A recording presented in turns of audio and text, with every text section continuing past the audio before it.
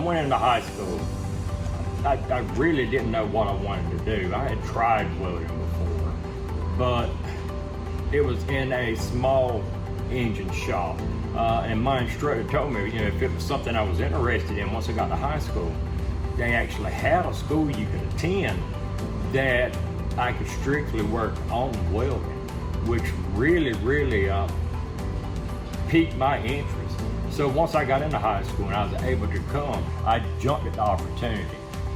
Come to Hilly Branch, didn't really fully understand what I was going to be doing, but I knew it was welding and I had already tried it and I really thought I liked it. And at the time, it was something I wanted to learn, but never really knew until I got here.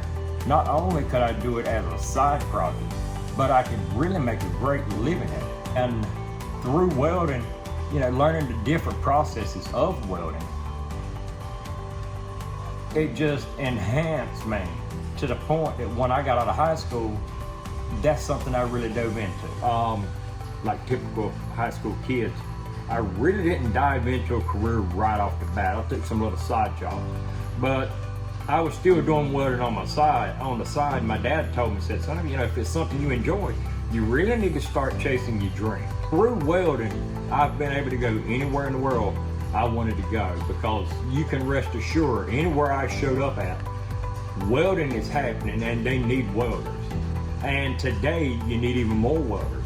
But even in the 90s, when I was doing it, you can make a great living anywhere you wanted to work.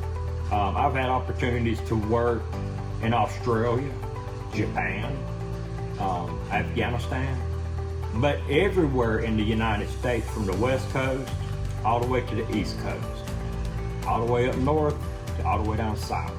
Anywhere I wanted to work at. Getting on up in age, I had children, and that's when I sort of started coming back home. And the opportunity presented itself that I could actually come back to where it all started for me and try to give back to another generation what was given to me.